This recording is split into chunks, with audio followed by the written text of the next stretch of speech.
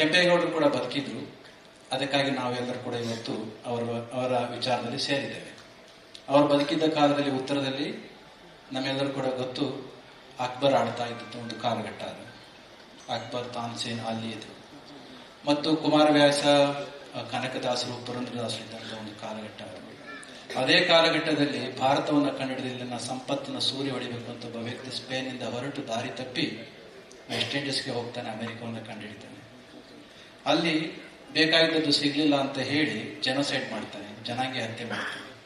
ಯಾವ ಕಾಲದಲ್ಲಿ ಕೊಲಂಬಸ್ ಅಂತ ಒಬ್ಬ ವ್ಯಕ್ತಿ ಅಲ್ಲಿಗೆ ಹೋಗಿ ಜನಾಂಗೀಯ ಹತ್ಯೆಯನ್ನು ಮಾಡ್ತಾ ಇದ್ನೋ ಅದೇ ಕಾಲಘಟ್ಟದಲ್ಲಿ ಇಲ್ಲೊಬ್ಬ ವ್ಯಕ್ತಿ ಬೆಂಗಳೂರಂತ ನಗರವನ್ನು ಸೃಷ್ಟಿ ಮಾಡಿ 64 ಪೇಟೆಗಳನ್ನು 64 ಸಮುದಾಯಗಳಿಗೆ ಕಲೆಯ ಆಧಾರದ ಮೇಲೆ ಹಾಕಿ ಪಟ್ಟಣವನ್ನ ನಿರ್ಮಿಸ್ತಕ್ಕಂಥದ್ದು, ಎಸ್ಟಾಬ್ಲಿಷ್ ಮಾಡ್ತಕ್ಕಂಥದ್ದು ದೊಡ್ಡ ವಿಚಾರವೇ. ಆದರೆ ಅದ್ರ ಮುಂದೆ ಹೇಗೆ ಬೆಳೀತು, ಅವ್ರು ಬೆಳಿಲಿಕ್ಕೆ ಹಾಕಿಕೊಟ್ಟಂತ ದಾರಿ ಹೇಗೆ, ಅವರು ಹುಟ್ಟು ಹಾಕಿ ಹೋಗಿರ್ತಕ್ಕಂಥ ಈ ಒಂದು ನಗರ ಇರ್ತಕ್ಕಂಥ ಸ್ಟೇಟ್. ಸುಮ್ಮನೆ ಹಾಗೆ ನಾವು ಸಿಂಹಾವಲೋಕನವನ್ನು ಮಾಡಿದ್ದೆ ಆದರೆ ನಮ್ಮ ದೇಶದ ಪರ್ ಕ್ಯಾಪಿಟಲ್ ಇನ್ಕಮ್ ಇವತ್ತಿಗೆ 2.5 ಲ್ಯಾಕ್ ಪರ್ ಕ್ಯಾಪಿಟಲ್ ಇರ್ತಕ್ಕಂಥದ್ದು ದೇಶದ್ದು. ನಮ್ಮ ರಾಜ್ಯದ್ದು ಸುಮಾರು 4,30,000. ಅಂದ್ರೆ ದೇಶದ ಅವರೇಜ್ಗಿಂತ ನಮ್ಮ ರಾಜ್ಯದ 4.5 ಲಕ್ಷ. ಕೆಂಪೇಗೌಡರು ಹುಟ್ಟು ಹಾಕಿರ್ತಕ್ಕಂಥ ನಮ್ಮ ಬೆಂಗಳೂರು ನಗರದ್ದು, ನಮ್ಮ ದೇಶದಲ್ಲಿ ಹಲವಾರು ನಗರಗಳಿದೆ, ನಮಗೆ ಗೊತ್ತು, ದೊಡ್ಡ ದೊಡ್ಡ ನಗರಗಳು, ಡೆಲ್ಲಿ, ಮುಂಬೈ, ಚೆನ್ನೈ, ಕಲ್ಕತ್ತಾ, ಕರ್ನಾಟಕ, ಹೈದರಾಬಾದ್.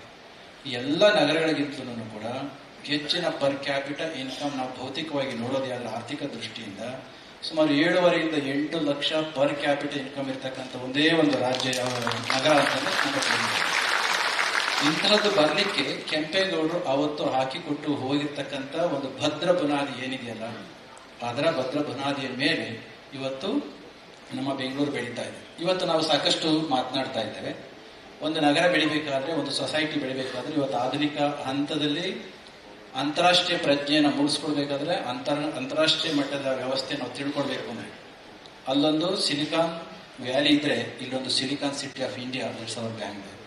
ಇಂತಹದೊಂದು ಯೋಚನೆ ಮಾಡಿದ ಸಂದರ್ಭದಲ್ಲಿ 2 ಲಕ್ಷ ಸ್ಟಾರ್ಟ್ಅಪ್ಗಳು ನಮ್ಮ ದೇಶದಲ್ಲಿ ಇದ್ದದ್ದೇ ಆದ್ರೆ out of more than 2 lakhs startups 18ರಿಂದ 20,000 ಸ್ಟಾರ್ಟ್ಅಪ್ಗಳು ಬರೀ ನಮ್ಮ ಕರ್ನಾಟಕದಲ್ಲೇ ಇರ್ತಕ್ಕಂಥದ್ದು, ಬೆಂಗಳೂರು ಕೊಟ್ಟಂತ ಒಂದು ಸ್ಟಾರ್ಟ್ಅಪ್. ಇದರ ಜೊತೆಲಿ ಯೂನಿಕಾರ್ನ್ಸ್ ಅಂತ ಏನ್ ಮಾತನಾಡ್ತೀವಲ್ಲ, ಸುಮಾರು 125 ಯೂನಿಕಾರ್ನ್ಸ್ ಇಡೀ ನಮ್ಮ ದೇಶದಲ್ಲಿದ್ದದ್ದೇ ಆದ್ರೆ ಆ 125 ಯೂನಿಕಾರ್ನ್ಸ್ ನಲ್ಲಿ ಅಂದ್ರೆ 1 ಬಿಲಿಯನ್ಗಿಂತ ಹೆಚ್ಚಿನ ಎಕಾನಮಿ ಇರ್ತಕ್ಕಂಥ ಆರ್ಥಿಕತೆ ಉಳ್ಳಂತ ಒಂದು ವ್ಯವಹಾರ ಇದ್ದದ್ದೇ ಆದ್ರೆ ಅದರಲ್ಲಿ 45 ಯೂನಿಕಾರ್ನ್ಗಳು ಬೆಂಗಳೂರಿನಲ್ಲಿ ಇದ್ದಾವೆ. ಇದು ನಮ್ಮ ಬೆಂಗಳೂರನ್ನ ಕಟ್ಟಿದಂತ ಕೆಂಪೇಗೌಡರ ಕಾಣಿಕೆ ನಮ್ಮ ದೇಶಕ್ಕೆ ಮತ್ತು ನಮ್ಮ ರಾಜ್ಯಕ್ಕೆ. ಕೆಂಪೇಗೌಡರು ಕೇವಲ ಭೌತಿಕವಾಗಿ ನಗರವನ್ನ ಸೃಷ್ಟಿ ಮಾಡಿ ಹೋಗಲಿಲ್ಲ. ಕೆಂಪೇಗೌಡರನ್ನ ನಾಡಪ್ರಭು ಅಂತ ಅಷ್ಟೇ ಕರೆಯೋದಿಲ್ಲ, ಧರ್ಮಪ್ರಭುಗಳು ಅಂತಲೂ ಕೂಡ ಕರೀತಾರೆ. ನಮ್ಮ ಪರಂಪರೆಯಲ್ಲಿ ವ್ಯಕ್ತಿಯ ಹುಟ್ಟು ಮುಕ್ತಿಗೋಸ್ಕರ ಅಂತ ನಮಗೆ ಗೊತ್ತು. ಆ ಮುಕ್ತಿನ ಪಡ್ಕೊಳ್ಳಿಕ್ಕೋಸ್ಕರ 3 ದಾರಿಗಳನ್ನು ನಮ್ಮ ಹಿರಿಯರು ಹಾಕಿಕೊಟ್ಟು ಹೋಗಿದ್ದಾರೆ. Selfless service, devotion towards the ultimate God and acquiring the ultimate wisdom. ನಿಷ್ಕಾಮವಾಗಿರ್ತಕ್ಕಂಥ ಸೇವೆಯನ್ನು ಮಾಡ್ತಕ್ಕಂಥದ್ದು, ಭಕ್ತಿಯನ್ನು ಮಾಡ್ತಕ್ಕಂಥದ್ದು, ಜನಮಾನಸದಲ್ಲಿ ಭಕ್ತಿಯನ್ನು ಮೂಡಿಸ್ತಕ್ಕಂಥದ್ದು, ನಂತರದಲ್ಲಿ ಜ್ಞಾನವನ್ನು. ಕೆಂಪೇಗೌಡರು ಇವತ್ತಿಗೂ ಮಾನ್ಯ, ಇನ್ನು 1000 ವರ್ಷಗಳ ನಂತರದಲ್ಲಿ ಕೂಡ ಮಾನ್ಯರಾಗ್ತಾರೆ. ಕಾರಣ ಏನಂತಂದ್ರೆ ಸ್ವತಃ ಸೇವೆಯನ್ನು ಮಾಡಿ ಪುನೀತರಾದಂಥ ವ್ಯಕ್ತಿ. ಕೇವಲ ಸೇವೆ ಅಷ್ಟೇ ಅಲ್ಲ, ಭಕ್ತಿ ಇಲ್ಲದೆ ಹೋದದ್ದಾದ್ರೆ ಜನ ನಾಸ್ತಿಕರಾಗಿ ಹೋಗ್ತಾರೆ, ಜಡಗಟ್ಟಿ ಹೋಗ್ತಾರೆ ಅನ್ನೋ ಕಾರಣಕ್ಕೋಸ್ಕರ ಎಲ್ಲ ಮತಾವಲಂಬಿಗಳಿಗೂ ಕೂಡ ದೇವಸ್ಥಾನಗಳನ್ನ ನಿರ್ಮಾಣ ಮಾಡಿಕೊಟ್ಟು ಸ್ವತಃ ಧರ್ಮಪ್ರಭುಗಳಾದಂತಹವರು ಕೊನೆಗೆ ಜ್ಞಾನ ಇಲ್ಲದೆ ಹೋದದ್ದೇ ಆದ್ರೆ ಬೋಧಹನ್ಯ ಸಾಧನೆ ಬೀಹಿ ಸಾಕ್ಷಾತ್ ಮೋಕ್ಷ ಸಾಧನೆ. ಮೋಕ್ಷ ನಮಗೆ ಸಿಗಬೇಕು ಅಂದ್ರೆ, ಮುಕ್ತಿ ಸಿಗಬೇಕು ಅಂದ್ರೆ, ultimate liberation from all kinds of ignorance ನಮಗೆ ಸಿಗಬೇಕು ಅಂತಂದ್ರೆ ನಮಗೆ ಸೇವೆನೂ ಬೇಕು, ಭಕ್ತಿ ಬೇಕು, ಅದರ ಜೊತೆಯಲ್ಲಿ ಜ್ಞಾನ ಬೇಕು. ಅಂತಹ ಜ್ಞಾನ ಕೇಂದ್ರಗಳನ್ನು ಕೂಡ ಸೃಷ್ಟಿಸಿಕೊಟ್ಟಂತವ್ರು ಕೆಂಪೇಗೌಡರು. ಇಂತೆಲ್ಲವನ್ನು ಕೂಡ ನಮಗೆ ಕೊಟ್ಟು ಹೋಗಿರ್ತಕ್ಕಂಥ ಕೆಂಪೇಗೌಡರನ್ನು ನಾವು ಸ್ಮರಿಸೋದ್ರಿಂದ ನಮ್ಮ ಬದುಕು ಪುನೀತ ಆಗುತ್ತೆ.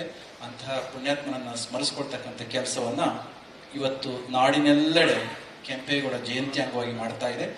ಕಳೆದ ಹಲವು ವರ್ಷಗಳಿಂದ ನಾಡಪ್ರಭು ಕೆಂಪೇಗೌಡ ಪ್ರತಿಷ್ಠಾನವನ್ನ ನಮ್ಮ ಅಶ್ವಥ್ ನಾರಾಯಣರವರು ಅಸ್ತಿತ್ವಕ್ಕೆ ನೀವೆಲ್ಲರ ಸಹಕಾರದಿಂದ ತಂದು ಈ ಕಾರ್ಯಕ್ರಮವನ್ನ ಒಂದು ಜ್ಞಾನದ ಕಾರ್ಯಕ್ರಮವನ್ನು ಆಗಿ, ಒಂದು ಪ್ರೋತ್ಸಾಹದಾಯಕವಾಗಿರ್ತಕ್ಕಂಥ ಇನ್ಸ್ಪೈರಿಂಗ್ ಪ್ರೋಗ್ರಾಮ್ ಆಗಿ ಕನ್ವರ್ಟ್ ಮಾಡಿದರೆ ಅಂತಹ ಅಶ್ವಥ್ ನಾರಾಯಣ್ ಅವರಿಗೆ ಮತ್ತು ಅವರ ಅನುಯಾಯಿಗಳಿಗೆ ಧನ್ಯವಾದಗಳನ್ನು ಹೇಳಿ, ಇದೇ ಸಂದರ್ಭದಲ್ಲಿ ನಾಡಿನ ಅಭಿವೃದ್ಧಿಗೋಸ್ಕರ ಸೇವೆ ಮಾಡಿರ್ತಕ್ಕಂಥ, ದೇಶದ ಪ್ರಗತಿಗೋಸ್ಕರ ಸೇವೆ ಮಾಡಿರ್ತಕ್ಕಂಥ ಹಲವಾರು ಮಾನ್ಯರನ್ನ ಗುರುತಿಸ್ತಕ್ಕಂಥ ಅಂತಹ ಮಾನ್ಯರನ್ನ ಇವತ್ತಿನ ಯುವ ಪೀಳಿಗೆಗೆ ಪರಿಚಯ ಮಾಡಿಕೊಟ್ಟು ಅವರನ್ನ ಇನ್ಸ್ಪೈರಿಂಗ್ ಪರ್ಸನಾಲಿಟೀಸ್ ಆಗಿ ಕನ್ವರ್ಟ್ ಮಾಡ್ತಕ್ಕಂಥ ಕೆಲಸವನ್ನು ಮಾಡ್ತಾ ಇರೋದ್ರಿಂದ ಅವರಿಗೆ ಮತ್ತೊಮ್ಮೆ ಧನ್ಯವಾದಗಳನ್ನು ಹೇಳಿ, ನಾಡಪ್ರಭು ಕೆಂಪೇಗೌಡ ಪ್ರತಿಷ್ಠಾನ ಈ ಕಾರ್ಯಕ್ರಮಕ್ಕೆ ಭೈರವೇಶ್ವರ ಸ್ವಾಮಿ ಪೂರ್ಣ ಆಶೀರ್ವಾದವನ್ನು ಕೋರಿ ನಾನು ಮಾತು ಮುಗಿಸ್ತೇನೆ. ಜೈ ಶ್ರೀ. ನಿರ್ಭೀತ, ನಿಷ್ಪಕ್ಷಪಾತ, ವಿಶ್ವಾಸಾರ್ಹ ಸುದ್ದಿಗಳಿಗೆ ಮತ್ತೊಂದು ಹೆಸರಾಗಿರುವ ನ್ಯೂಸ್ 18 ಕನ್ನಡ ಈಗ ಆಪ್ನಲ್ಲೂ ಲಭ್ಯವಿದೆ. ದಯವಿಟ್ಟು ಇಲ್ಲಿರುವ QR ಕೋಡ್ ಅನ್ನು ಸ್ಕ್ಯಾನ್ ಮಾಡಿಕೊಂಡು ಆಪ್ ಡೌನ್ಲೋಡ್ ಮಾಡೋದಕ್ಕೆ ಮರಿಬೇಡಿ. ನಿಮ್ಮ ಬೆಂಬಲ ಹೀಗೆ ಸದಾ ನಮ್ಮೊಂದಿಗಿರಲಿ. ಧನ್ಯವಾದ.